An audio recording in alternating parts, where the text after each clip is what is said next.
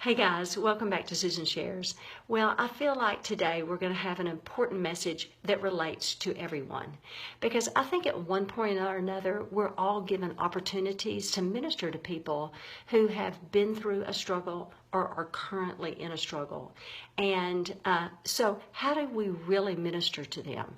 What's the most effective way? I was prompted for this Susan Shares today because of a conversation I had just yesterday with somebody coming up to me and saying, Susan, how do you really minister to somebody? I'm currently trying to help somebody who has been through a horrific loss in their life, like death of children and it's just horrific. And others are telling her it's time for her to move on. It's time for her to be over it.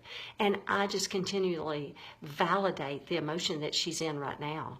I continually just sit and love on her and continue to validate. Is there anything else I can do? No. I said, no. You are doing exactly what you are supposed to do, is validate the feeling that she is in right now.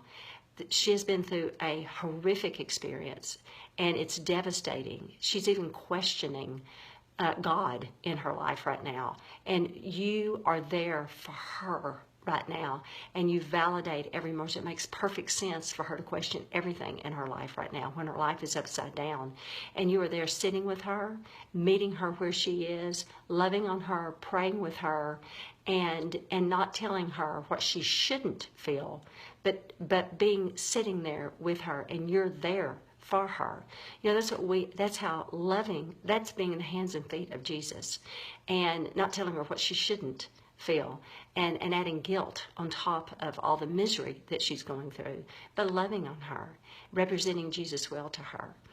And, you know, it's like comparison period. It's like if busyness to me is doing 15 things in a day, well, that's busy to me. But my neighbor may do 1 or 2 things in a day, and that's busy to them.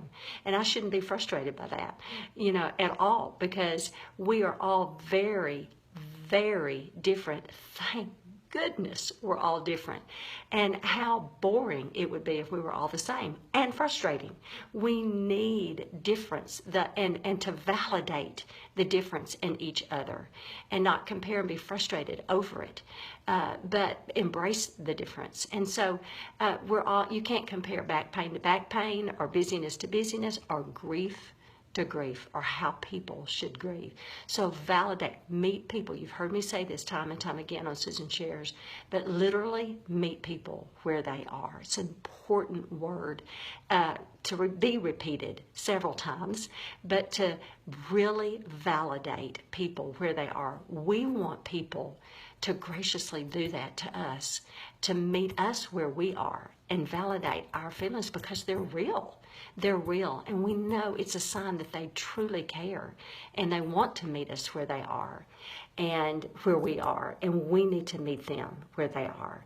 So think about that and have a wonderful Monday. I'll see you Thursday. Bye-bye.